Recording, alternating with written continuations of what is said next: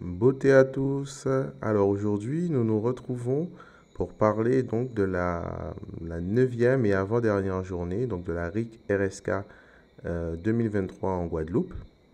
Donc cette journée, 9e journée, a été donc consacrée donc au dragon. Voilà, ça a été la journée consacrée au dragon, puisque en première partie de journée, nous avons eu droit à une conférence donc sur le thème des dragons, l'importance donc des dragons dans la tradition, et on a pu voir ainsi la présence des dragons dans différentes cultures, dans différentes traditions, notamment en Chine, et également donc la place du dragon dans nos traditions, puisque ça c'est une connaissance que, qui, qui est très peu connue, hein, je dirais, qui a été très peu dont on parle très peu, mais qui pourtant est une réalité. Donc nous avons pu voir, image à l'appui, la réalité donc de la présence des dragons dans nos cultures.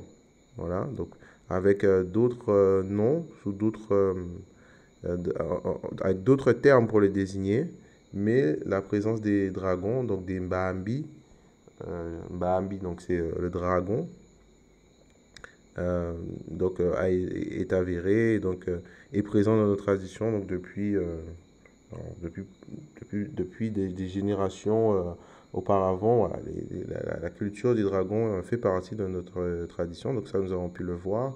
Nous avons pu comprendre également que donc, les dragons sont euh, finalement les gardiens de la connaissance. Voilà, c'est eux qui donnent accès à la connaissance, et ça, c'est la connaissance à tous les niveaux. Voilà, tous les types de connaissances, tous les niveaux de connaissances, peu importe le domaine. Donc c'est le dragon qui donne accès aux connaissances.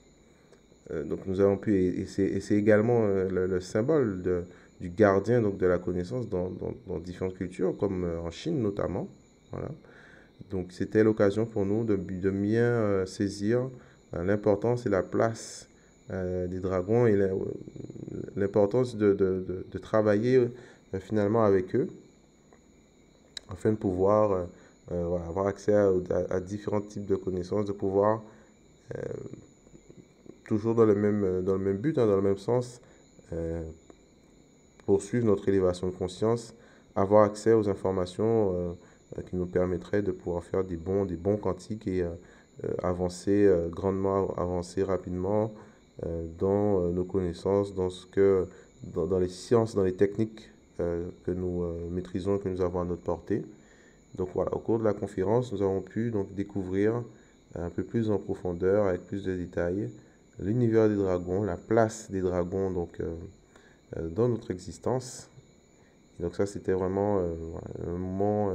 alors pour ceux qui avaient déjà eu l'occasion d'entendre et d'écouter la conférence de Ntumwa sur le sujet, il avait traité donc déjà le sujet auparavant, mais voilà, c'est toujours, lorsqu'on réécoute le sujet, on apprend toujours de nouvelles choses, il y a toujours une nouvelle manière un nouvel angle, notamment par rapport à la fleur de vie.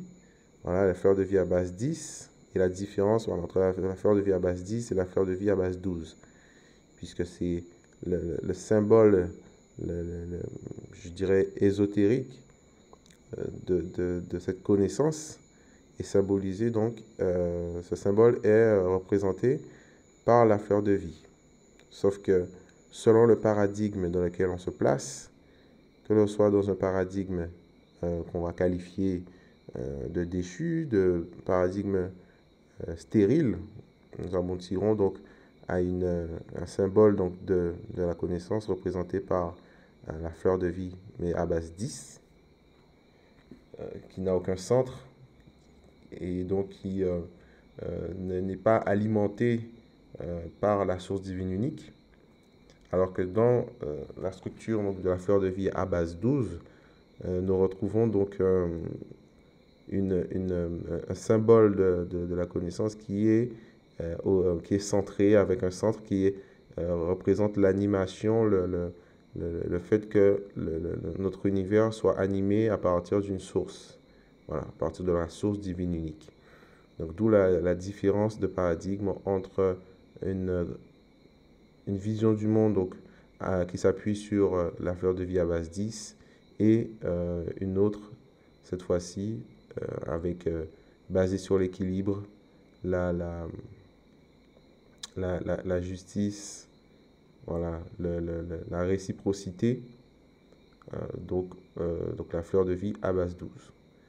Donc, alors il y a toute une compréhension, hein, une science derrière ces symboles donc ça fait l'objet de toute une conférence, voilà, c'est en quelques minutes, il serait ce serait compliqué de devoir bien expliquer en profondeur ce que cela signifie, puisque cela fait appel donc à la géométrie sacrée.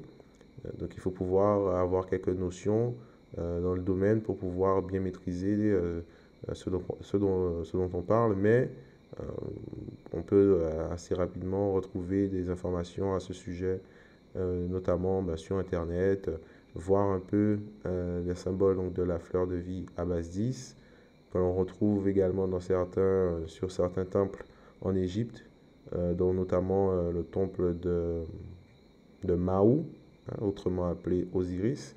Donc, son temple à Abydos, on retrouve donc une gravure d'une fleur de vie à base 10. Voilà. Donc, mais derrière cette fleur de vie à base 10, il y a une intelligence, il y a une connaissance, il y a une science liée à cette fleur de vie qui est réelle. Voilà.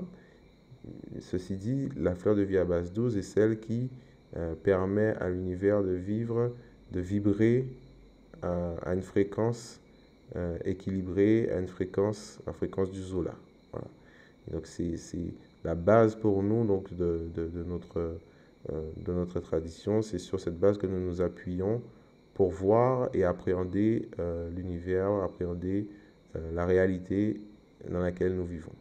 Donc voilà un peu. Mais c'est vrai que le sujet voilà, mérite effectivement qu'on s'y attarde un peu plus. Donc nous avons eu l'occasion au cours donc, de cette conférence sur les dragons de toucher un peu plus près ces réalités et l'importance donc de pouvoir intégrer dans nos vies la présence et le contact avec l'univers des Bahambi, l'univers des dragons.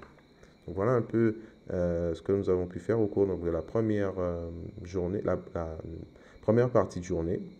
Et ensuite, en deuxième partie de journée, donc là, après donc, la conférence, nous sommes passés du coup à la pratique. Voilà, à la partie pratique. Puisque là, l'idée, c'était finalement de pouvoir aller visiter, aller voir l'univers des dragons. Ce qu'il y a d'intéressant, effectivement, à l'école Kimuntu et donc dans la tradition, il ne s'agit pas juste de recevoir des connaissances théoriques, l'objectif étant de véritablement pouvoir aller toucher du doigt les réalités qui nous sont exposées. Voilà, puisque c'est bien la théorie, c'est bien, mais nous passons finalement à une ère, hein, l'ère que nous appelons aujourd'hui l'ère du Verseau, dans une ère de la connaissance et donc d'accès à la connaissance. Nous quittons un monde basé sur la foi aveugle, sur la croyance, pour entrer désormais dans un monde de connaissance où le Muntu doit avoir accès à la connaissance, doit pouvoir voir par lui-même, doit pouvoir expérimenter les réalités dont on lui parle. Et ça, c'est vraiment très important. Et je dirais que c'est la clé finalement de notre libération, puisque l'idée n'est pas pour nous de pouvoir suivre aveuglément les propos de quiconque, mais véritablement de pouvoir, à l'appui, vérifier donc tout ce qui aura été exposé, tout ce qu'on aurait pu nous expliquer. Donc ça a été l'occasion au cours donc, de la méditation, de la Sambila, donc du 9e jour, hein, au soir, à partir de 18h, donc d'aller visiter l'univers des Mbaambi. Voilà, donc ce qui est intéressant, c'est que tous nous sommes connectés à l'univers des dragons, puisque dès lors que nous sommes en méditation, dès lors que nous visitons des univers, des dimensions, c'est par l'intermédiaire des dragons qui nous permettent d'accéder à ces réalités. Certains s'en rendent compte, les voit, voit à quel moment, de quelle manière ils sont transportés dans des dimensions, dans des réalités supérieures. Certains voient uniquement lorsqu'ils sont arrivés, mais c'est véritablement par les dragons que se fait notre... Puisque en tant que gardien de la connaissance, tout ce à quoi nous avons accès, c'est par leur intermédiaire. Donc là, c'était vraiment l'occasion de pouvoir vivre un moment de connexion avec eux, puisque tout le monde, finalement, comme je disais un peu plus tôt, est connecté à ces réalités, à la réalité donc, du monde des dragons. Euh, Chacun, nous avons un lien particulier avec un ou des dragons, et donc le but donc, de cette Sambila était de pouvoir vivre, manifester cette réalité. Et voilà, ce fut également, encore une fois, un moment magique, un moment de connexion, un moment de fusion avec les dragons.